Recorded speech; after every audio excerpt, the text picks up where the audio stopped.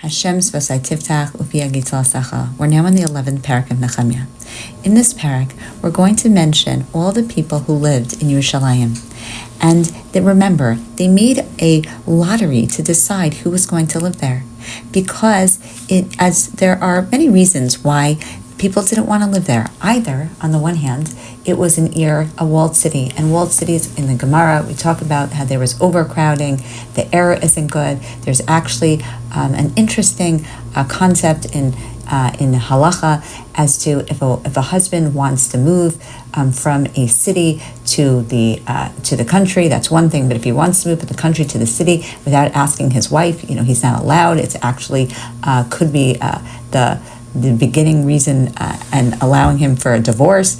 But there is this idea that a city doesn't allow for there to be things are overcrowded, it's more pushed together, the air isn't as clear. And so on the one hand, just the physical elements of what Yerushalayim could be, even though here it's really the opposite, it's not as populated, but the people that are in population perhaps are in very close proximity.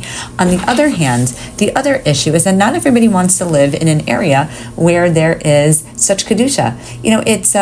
It holds to a very high standard that perhaps we know that all throughout Tanakh, when there is a makom of kedusha, that takes on a higher level and a standard.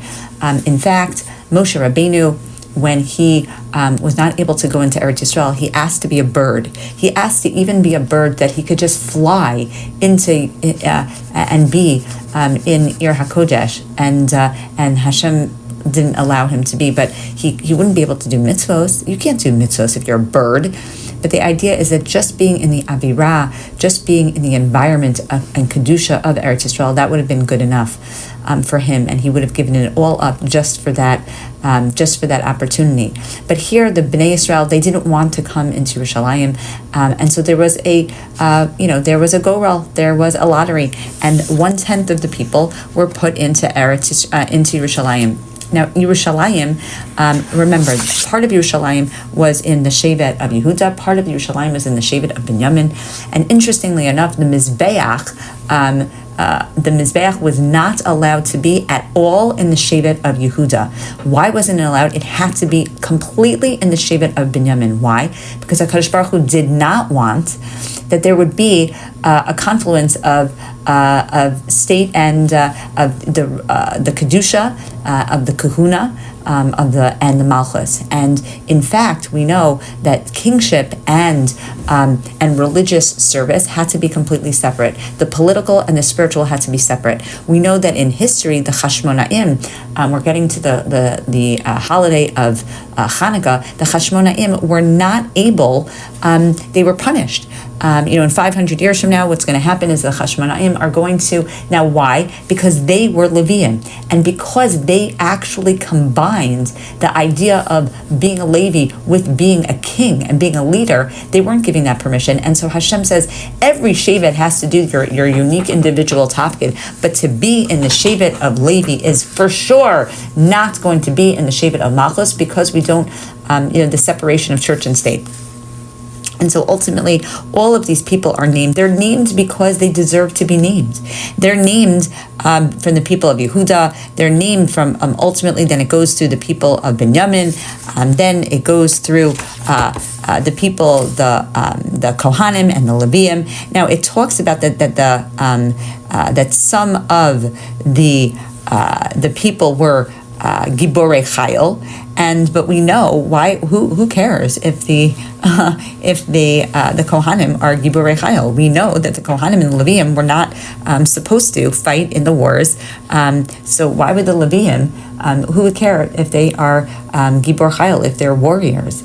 And the answer is that when it comes to L'Shem Milchames Mitzvah of Kibush Eretz Yisrael, or L'Shem Mitzvah to protect Klal Yisrael, then everybody is obligated, or everybody has permission at the very least to be in the war. So you see that there were people from the Levium that were actually soldiers that fought and were recognized for that. It goes through and it just lists them. Who is Matanya? Matanya had a beautiful voice. He was from and he was the guy who would start with the Psukei de Zimra. He would start with the original beginnings of any of the services in Pasuk Yud Zayin, and it just goes through all of the people. Why do we really care? Why are we listening? All the people. And that really is in recognition of the fact that these were chalutzim, these were self-sacrificing people. Yes, they were commanded to, but we want to recognize their role. Everyone has a role in life, and the recognition of it highlights in Nechemiah. And Nechemiah is, he's very politically correct. He does exactly what he has to do, but he recognizes and he holds in a very strong regard the idea of the self-concept and the ego, and he maintains that. And so he gives them recognition because these aren't easy.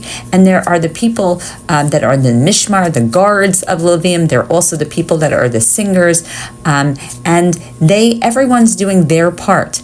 Now, then we talk about the Netinim. Who are the Netinim? So, interestingly enough, the Netinim were mentioned that they were Jewish-ish. And what happened to them? Those were the people that lived during the time of Yehoshua. And what happened was they kind of expressed themselves that they were Jewish, that they weren't part of the other nations, and as a result of what they said, they were promised that nothing would happen to them. And then ultimately we found out that they were lying, and the promise was made that they would be the water bearers and the wood choppers, and that was their job, that they would be removed, and it would be the position of the melech, as it mentions here, the melech, to be able to decide what happens to them, whether they're removed, whether they're far away from us or close to us. Ultimately, that was their job. And so yes, they too were involved. You see that on some level there is the idea being that everybody wants a piece of it. Everybody wants a piece of a winner, and it is human nature. But here we have certain people, certain groupings that never really found themselves completely part of Eretz Yisrael and part of the Jewish people, but they were, partly enough. We mention again the people from Anotos, and Hashem. Nechemiah mentions the people of Anotos several times. Now, because they're part of the grouping, but again, just in recognition of the idea of tshuva, that they were destined to be cursed. They were destined because they were they did very bad in the eyes of Hashem. They hurt.